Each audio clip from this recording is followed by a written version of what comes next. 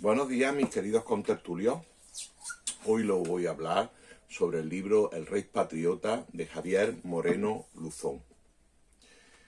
Este libro trata sobre la vida de Alfonso XIII con una profundidad hasta ahora desconocida, con un análisis de muchísimos datos, con estudio de muchas posiciones durante su reinado.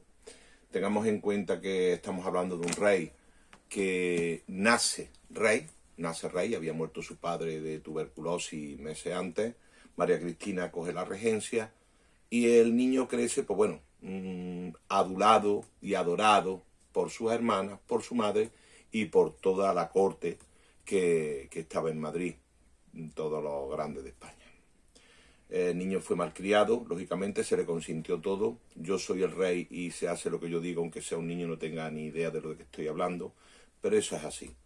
Después se casa con María Victoria de Battenberg. Como sabéis, hubo un problema que era que le transmitió la enfermedad de la hemofilia a los varones de la saga familiar de los Borbones, de los hijos que tuvieron. A determinados de ellos se lo heredaron. Y fue un problema ya sucesorio. De hecho, el tercer hijo fue el primero que se puso en la línea de sucesión a Alfonso XIII. Alfonso XIII, durante su reinado, quizás tuvo una posición más militar que social. O sea, a él le gustaba ponerse un traje de militar, ver a las tropas y dirigir campañas militares. Se ve que tenía una apetencia que no era la de reinar para todos y desde un punto de vista neutro.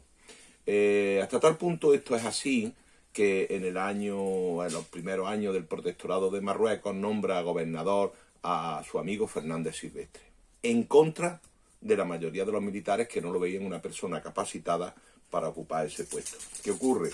Que fue un completo desastre lo que este hombre hizo allí, estratégicamente muy malo. Los rifeños consiguieron una importante victoria en el desastre de Anual. Murieron en el Barranco del Lobo, murieron muchos españoles y como consecuencia de esto se le encargó al general Picasso que hiciera un informe sobre todo lo que había ocurrido sin mirar quién era la persona culpable de toda esta situación. Lógicamente el primer culpable era el rey, que había nombrado al gobernador del protectorado.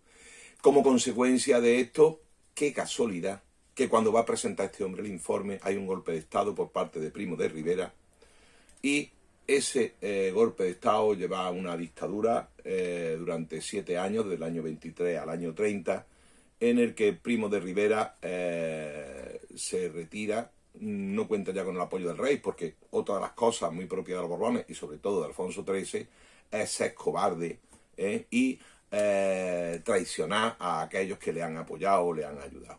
Este fue el caso, uno de ellos, y como consecuencia de todo esto, 2 años después, o 1 año y pico después, o 1 año después, tenemos la Segunda República.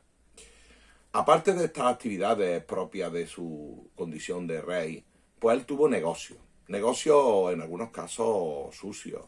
Él fue accionista del canódromo madrileño, él ha tenido acciones de la mayoría de las empresas industriales, mineras, etcétera, que lógicamente le regalaban esas acciones al rey por su condición de rey y porque, bueno, era la influencia más importante para conseguir su licencia y sus transacciones de que no tuviera ningún problema con los organismos oficiales.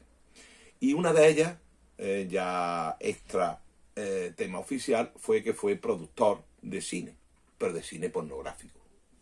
O sea, este hombre tenía una empresa y veía sus películas, hacían negocio con ellas, y en fin, no es precisamente lo más adecuado, ni lo más limpio, ni lo más noble que debe de hacer un rey cuando está con su pueblo. Bien, pues esta biografía viene todo esto, pero es que además es muy profunda. Yo la analizaría no solo como una biografía del personaje, sino como un estudio de una época que va desde la muerte de Alfonso XII, la época de las pérdidas de las últimas colonias de Cuba y Filipinas, y como el principio de un siglo XX que fue muy conflictivo en España, con guerra en el Rif, con la Guerra Civil Española, y todo este tiempo, pues, lo abarca el libro.